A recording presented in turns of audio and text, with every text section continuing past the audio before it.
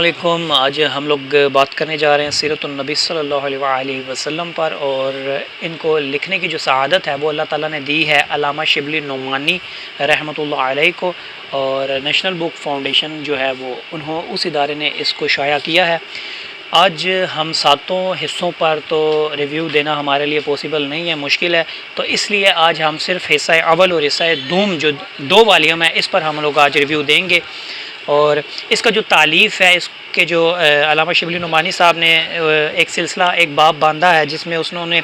اس کی تالیف کی ضرورت کیوں پڑی اور یہ ساری چیزیں انہوں نے اس میں ڈسکس کی ہیں۔ ہم اس چیز کو سکپ کر آگے بڑھیں گے۔ جو میرے بھائی اگر چاہتے ہیں کہ وہ اس چیز پر بھی سننا چاہتے ہیں تو ان کے لیے الگ سے ویڈیو بنا دوں گا، کیونکہ میں چاہتا ہوں کہ میں 2 سے 3 ویڈیو کے اندر مکمل جو سیرت النبی ہے یہ آپ لوگوں کے ساتھ اس بک کا ریویو جو ہے وہ مکمل کر لوں، اس لیے میں اس سلسلے کو اسکپ کروں گا اور مین جو چیزیں ہیں وہ آپ کے ساتھ شیئر کروں گا۔ لیکن اگر آپ لوگ اس کتاب کو خرید کر پڑھیں گے تو میں سمجھوں گا کہ میرے اس ریویو کا جو ہے وہ کچھ حق ادا ہو گیا ہے۔ اچھا، سب سے پہلے ہم بات کریں گے سلسلہ نسب پر۔ سلسلہ نسب میں جو اس کتاب کے اندر آپ کو سب نبی اکرم صلی اللہ علیہ وسلم کا اللہ تعالیٰ نے جو سلسلہ نسب ہے اس کو مکمل محفوظ کیا، اور یہ جو اللہ تعالیٰ کی نبی پاک پر رحمت کی اور نعمتوں کی بارش تھی، اس بارش میں سے یہ قطرہ ہے کہ نبی صلی اللہ علیہ وسلم کا سلسلہ نسب جو ہے وہ مکمل محفوظ ہے۔ سلسلہ نسب یہ ہے کہ محمد بن عبداللہ بن عبد المطلب بن ہاشم بن عبد المناف بن قصع بن کلاب بن مرہ بن کعب بن لوح بن غالب بن فہر بن مالک بن ندر بن کنانہ بن خزیمہ بن مدرکہ بن الیاس بن مدر بن نزار بن معد بن عدنان۔ حضرت عدنان پر آ کر یہ جو سلسلہ وہ رکا ہے۔ اس کے آگے میں آپ کو تھوڑی سی ڈیٹیل دینا چاہ رہا ہوں کہ حضرت اسماعیل علیہ السلام کے 12 بیٹے تھے، اور یہ تو رات میں اس چیز کا ذکر کیا گیا ہے۔ حضرت اسماعیل علیہ السلام کے 12 بیٹے تھے اور ایک بیٹے کا نام تھا کدار۔ تو یہ جو کدار تھا اس کی جو آگے اولاد ہے یہ حجاز میں آ کے آباد ہوئی اور پھیلی، اور انہی کی اولاد سے جو پھر حضرت عدنان جو ہیں وہ دنیا میں آئے، اور حضرت عدنان کا جو سلسلہ نسب ہے حضرت محمد صلی اللہ علیہ وسلم تک جو میں نے ابھی بیان کیا، تو حضرت عدنان سے پہلے حضرت اسماعیل علیہ السلام تک 8 پشتوں کا جو ریکارڈ ہے وہ اللہ تعالیٰ نے محفوظ رکھا ہوا ہے۔ تو یہ میں آپ کو بتانا چاہ رہا تھا کہ 8 پشتیں یہ ہو گئی، اور حضرت ابراہیم علیہ السلام، پھر حضرت اسماعیل علیہ السلام، پھر 8 پشتوں کے بعد حضرت عدنان علیہ السلام، حضرت عدنان سے لے کر حضرت محمد صلی اللہ علیہ وسلم تک یہ سارا شجرہ نسب اللہ پاک نے جو ہے محفوظ کیا، اور یہ اللہ تعالیٰ کا بہت بڑا ایک کرم ہے نبی اکرم کے اوپر۔ اور نبی اکرم صلی اللہ علیہ وسلم کی جو سیرت کا سلسلہ ہے اس کو پھر آگے شبلی نعمانی اس کو کنٹینیو کرتے ہیں، اور اس کے آگے جو اگلا حصہ شروع ہوتا ہے وہ ہے آفتاب رسالت کا طلوع۔ جب نبی اکرم پیدا ہوئے تو اس وقت جو ہے وہ کوئی 1-2 نہیں بلکہ اس میں تقریباً 35 کے قریب ایسے واقعات ہیں جو مولانا شبلی نعمانی نے اس کے اندر ڈسکس کیے ہیں، اور ایک سے بڑھ کر ایک معجزہ اس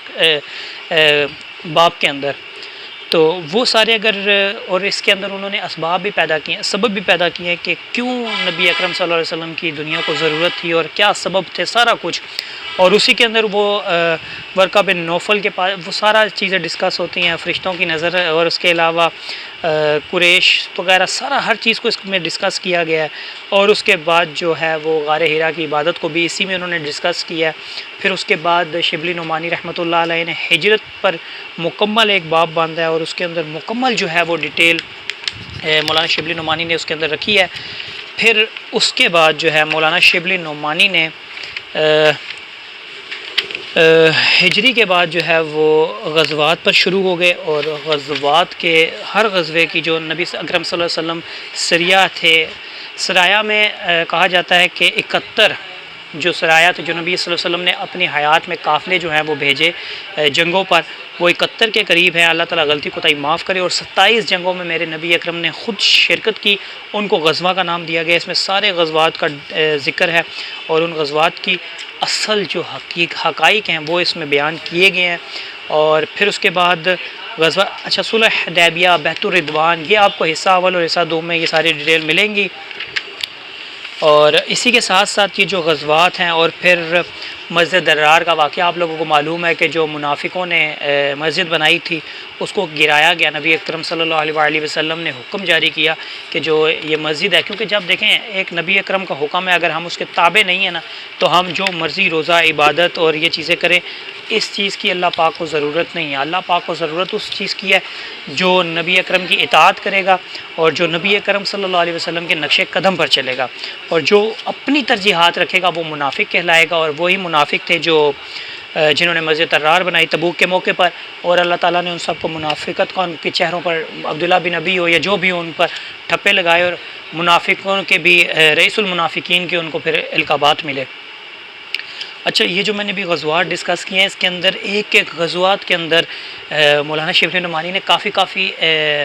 باب باندھے ہیں. تو وہ جب آپ اس کتاب کو پرچیز کر پڑھیں گے تو آپ کو اس کے اندر وہ چیزیں ملیں گی. میں تو ابھی صرف ایک ریویو دے رہا ہوں، تو میں اس لیے جلدی جو ہے وہ ان چیزوں کو آگے بڑھاتا جا رہا ہوں، ورنہ آپ غزوات تک پہنچنے میں جو میرے بھائی بکس کو سلو پڑھتے ہیں تو ان کو تو بہت وقت لگے گا.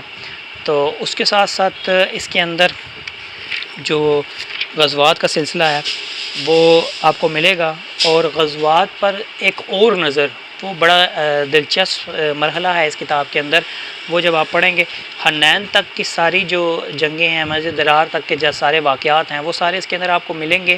اور پھر ایک باب جو ہے مولانا شبلی نعمانی نے باندھا ہے جس میں وہ ایک غزوات پر دوبارہ سے نظر مارتے ہیں، اور اس کے اندر بہت بڑے جو احادیث کے اور بڑے علماء تھے اور جو صحابہ تھے، ان لوگوں نے اپنی آراء بھی اس میں جو ہیں وہ پیش کی ہیں. تو وہ ایک بڑا خوبصورت باب بنتا ہے، وہ بھی آپ لوگ ضرور پڑھیں، اور آپ لوگ اس سے پھر کافی چیزیں جو ہیں وہ اخذ کر لیں گے، اور آپ کے لیے بہت ساری چیزوں کو سمجھنا آسان ہو جائے گا. تو حضرت ابو بکر رضی اللہ تعالیٰ عنہ کا امیر حج ہونے تک کا سفر جو ہے وہ اس کتاب کے اندر آپ کو ملے گا.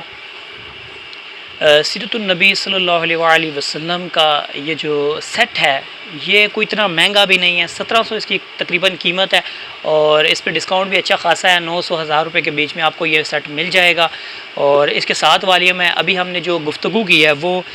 1 اور 2 جو اس کے 2 والیومز ہیں اس پہ کی ہے. تو اللہ تعالیٰ آپ کو اور میرا حامی و ناصر ہو. انشاءاللہ اگلے اس کے جو حصے ہیں ان پر بھی گفتگو کریں گے، اور اس بک کا جو ریویو ہے وہ ان 2-3 ویڈیوز میں مکمل کر لیں گے، اور اس کے بعد کسی اور کتاب کی طرف بڑھیں گے. تب تک اللہ تعالیٰ آپ کا اور میرا حامی و ناصر ہو. جزاکم اللہ خیرہ.